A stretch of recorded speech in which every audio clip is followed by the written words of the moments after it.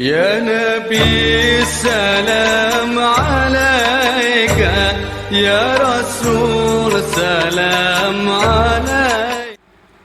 Bismillahirrahmanirrahim. Allahumma salli wa sallim wa barik wa azim ala habibina wa syafina wa qurrata ayunina sayyidina Muhammad wa ala ali sayyidina Muhammad. Al-husum lil mu'mini salas. Benteng untuk orang Islam tuh ada 3. Nah, siapa yang bilang? Sayyidina Umar bin Khattab. Benteng untuk umat Islam tuh ada 3. Pertama apa? Al-masjid. Masjid-masjid itu benteng. Kita berada di masjid, kita itu bagaikan ikan di dalam air. Apa itu? Ikan di dalam air kan betah. Kita juga di masjid betah. Nah, kita duduk habis sholat maghrib, terutama bapak-bapak nih kan habis sholat maghrib. Kalau di sini kalau malam Jumat orang baca sama dia, baca doa sama-sama, baca sama dia, lalu bersalawat bersama-sama. Insya Allah saya pun gitu nih rencana saya nih, tapi belum ada sana. Nanti kalau udah terbangun bangunan, nanti insya Allah kita bisa mengundang masyarakat untuk bersolawat, membaca surat Al-Kahfi tiap malam Jumat. Nanti kita kasih hidangan. Dari mana tuh? Ya dari uang yang kita dapat dari Edison ini. Dari Edison ini kita sedekahin lagi ya masyarakat, terutama super tank. Biar apa? Biar hidup kita berkah. Kenapa gitu Bang Saleh? Begini. Dulu saya pernah ngalamin di mana ketika itu saya selalu ngarepin hari Jumat. Kenapa? Ketika itu saya kagak punya apa-apa, mau makan juga susah. Kalau udah malam Jumat itu di sini ramai gitu. Nah, di mana-mana gak ramai kan kalau malam Jumat. Apa itu? Kalau udah baca tahlilan, kalau udah baca sholawatan, dibaca surat Al-Kahfi kalau malam tuh sama-sama malam Jumat ya. Itu lama itu. Apa itu? Berzikirnya lama, baca sholawatnya lama. Setelah itu dikasihlah kopi, dikasihlah nasi, dikasihlah kue-kue. Itu kalau Jumat sore, pagi, siang, malam itu. Malam, pagi, malam Jumat, pagi Jumat, dan siang Jumat ketika sholat Jumat. Itu selalu ada rencana saya kan. Insya Allah dengan izin Allah, setelah kita bikin bangunan ini udah jadi, kita bikinin taman yang agak luas, lalu kita bikinin semacam semacam aula lah gitu, balai, lalu nanti masyarakat kita undang malam Jumat membaca sholawat, membaca surat Al-Kahfi, lalu kita kasih makan, kasih hidangan, sedekah. Duitnya dari mana Bang Saleh? Kalau tanya, duit mah Allah yang ngatur. Yang penting kan kita tiap hari berusaha. Masuk bagian dari berusaha adalah ya bikin konten ini, kan ada AdSense-nya nanti kita diambil tiap bulan kita atur berapa untuk dijamu ke masyarakat. Nah gitu, terutama dari super tank ini kan, super tank ini kita kumpulin lalu kita sedekahin ke masyarakat.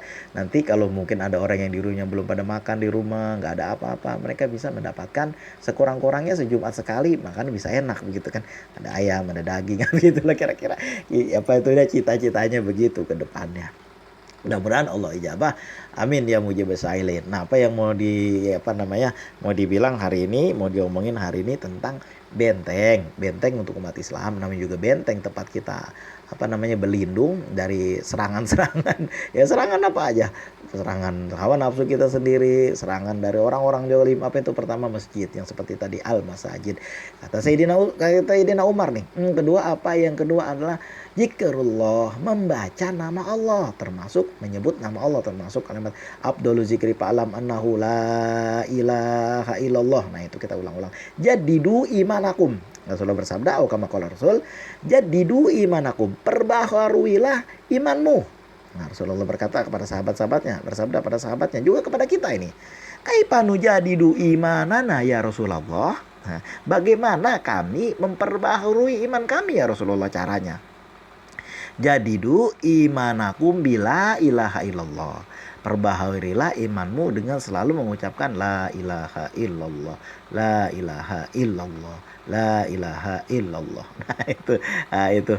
Kemudian kita membaca la ilaha illallah setiap malam Jumat. Nanti kita baca lagi mau tidur, mau malam kita baca waktu sholat, habis sholat kita baca subhanallah, alhamdulillah, wa la ilaha illallah, wallahu akbar. Itu biasanya sebelum sholat subuh, antara qomat dan azan itu yang kita baca. Lalu kita membaca tasbih-tasbih yang lain, termasuk juga memperbanyak membaca sholawat. Itu bagian dari zikrillah, karena kita menyebut nama Allah.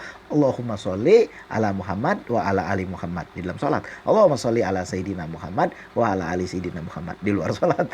Kenapa Bang ada Sayyidinanya, ada yang enggak? ya kita ngikutin apa yang diajarkan. Disebutkan dalam kitab Ghayatul Mustarsyidin, disebutkan kita mengikuti apa yang memang dari Rasulullah, tidak disebut Sayyidina. Kapan itu? Waktu kita sholat, dalam sholat. Nah sedangkan di luar sholat kita membaca Sayyidina Muhammad. Kenapa? Rasulullah bersabda, au kama qala Rasul, beliau bersabda, ana Sayyidul Arab wal Ajam. Gitulah. Dalam kitab Ta'lim Mutalim disebut juga beliau adalah Sayyidul Arabi wal Ajami. Nah, menjadi penghulunya orang Arab dan bukan orang Arab. Semuanya itu beliaulah rajanya manusia, begitulah kira-kira ya. Nah, kita mengikuti juga yang seperti itu. Orang membaca Sayyidina, ketika di luar sholat kita menggunakan Sayyidina. Di dalam sholat kita tidak membaca Sayyidina. Kita baca lagi keterangannya dalam kitab Ghayatul Mustarsyidin. Nanti dicek-cek lagi. Nah, kemudian setelah zikrillah, benteng umat Islam yang pertama al-masajid, masjid-masjid. Kita datang ke masjid nih, kita sholat jamaah di situ di masjid. Yang belum nanti datanglah ke masjid, kita sembahyang jamaah sama-sama. Bahkan saya ada kawan jamaah tabligh itu yang puluhan tahun itu nggak pernah terlewat takbir pertama. Suatu saat saya mau pergi ke pustaka, saya bilang, Abu, sekarang orangnya udah nggak ada. Abu, saya bilang kan, ayo kita pergi ke pustakaan. Hari itu jam 10. Nah, saya mau cari buku-buku, kata saya gitu kan. Ya, dia bilangnya. Tapi kita pergi ambil pakaian dulu, pakaian sholat di Masjid Punge. Dia bilang kan, nanti kita nggak tahu kita sholat zuhur di mana. Padahal baru jam 10. Bayangin coba pikiran orang beriman. Langsung pikirannya sholat di mana nanti kita. Padahal masih jam 10, zuhur setengah 1. Waktu itu mungkin jam 1 zuhurnya. Itu udah lama kisahnya. Sekarang orangnya udah nggak ada, udah meninggal. Ketika beliau meninggal, saya berapa minggu kemudian saya bertemu dalam mimpi itu. Beliau manggil-manggil saya, Saleh, suaranya kok Saleh. Kisahnya beliau itu ada di sebelah sana, di shelter sebelah sana. Saya di sebelah sini, di tengahnya ada pembatas yang saya nggak bisa ke situ gitu kan. Beliau manggil-manggil, Saleh, apa kabar? Dia bilang kan, ngomongnya orang tua. Saya bilang, Abu kan udah meninggal, ngapain dia manggil saya? Nanti saya ke bawah, nggak mau lah. Waktu itu saya terbangun, nah yang saya lihat wajah beliau itu, wajahnya jadi cerah, bener dah. Wajahnya itu bercahaya, kalau mau kita katakan. Jenggotnya yang tadinya panjang itu dan kumel, itu jenggotnya tinggal segenggam dan bersih putih, laksana apa itu? Apa namanya yang di Eropa banyak tuh, salju. Laksana salju. Saya ngelihat betul-betul sampai sekarang masih teringat bayangannya itu. Dia manggil saya, Abu udah meninggal, nanti gua ke bawah lagi, nggak mau, kata saya waktu itu masih agak muda-muda saya kan. Nah, kemudian saya lihat pakaiannya juga, biasanya pakaiannya kumel, memang bajunya baju gamis. Kalau bawa beca itu, kalau di sini kan becanya beca mesin, jadi ada semacam motornya, jadi ditarik pakai motor, dibawa gitu kan.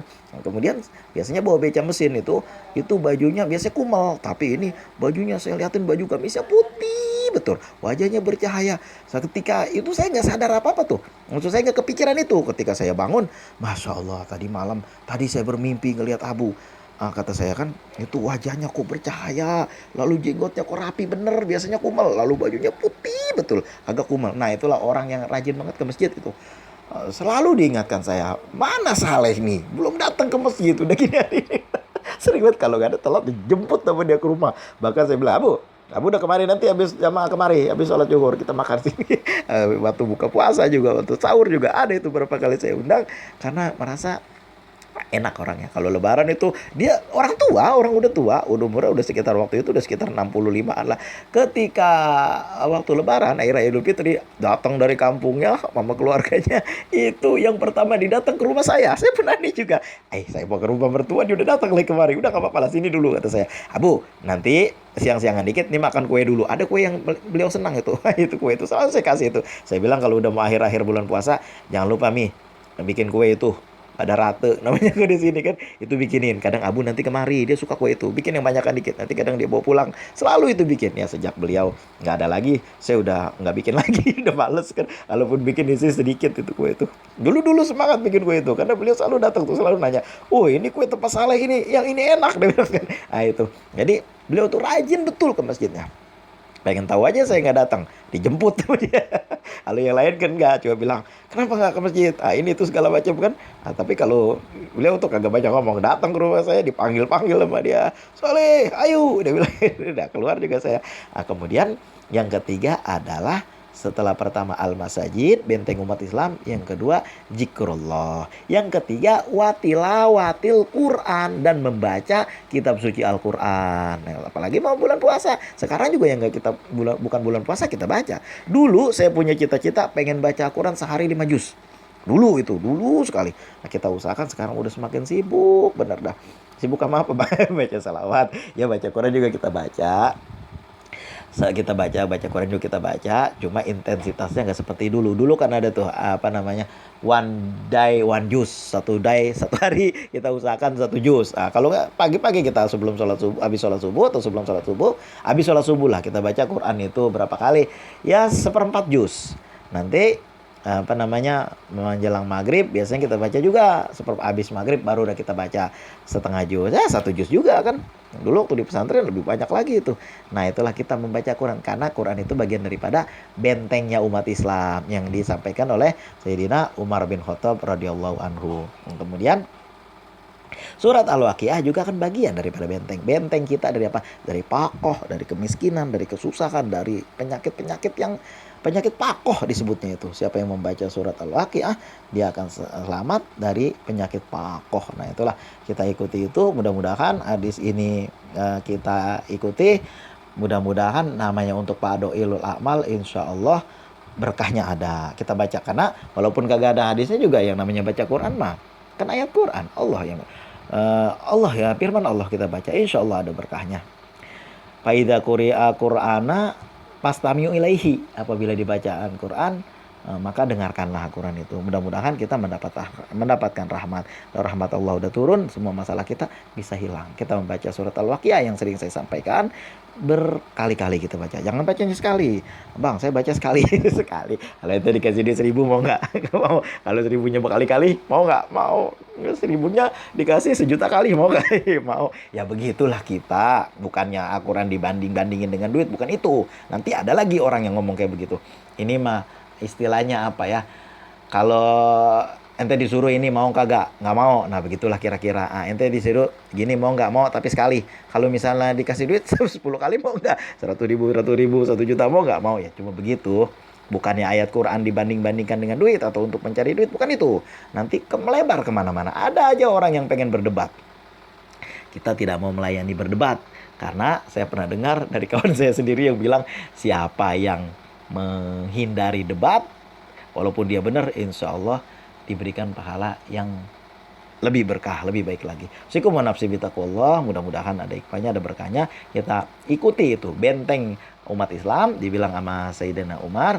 Pertama al-masjid, masjid-masjid. Kalau kita berjamaah sholat di masjid, hidupkan masjid. Jangan sampai kita segala macam acara urusan datang ke masjid.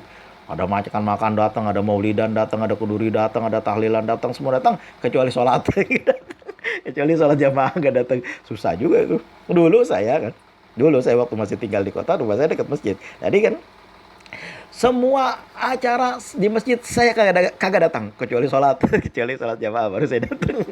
Kemudian setelah masjid, zikrullah, membaca nama Allah, ya, termasuk juga membaca sholawat. Yang ketiga watilawatil Quran, dan membaca Al-Quran. Nah inilah 3 benteng umat Islam yang kudu kita pegang. Mudah-mudahan dia akan menjadikan kita terhindar dari yang namanya benteng, tempat orang berlindung. Usikum wa nafsi bitaqwa. Nanti ada juga yang berlindung hanya kepada Allah. Ada aja orang yang ngomong kayak gitu. Nanti ada aja. Maksudnya benteng itu penahan.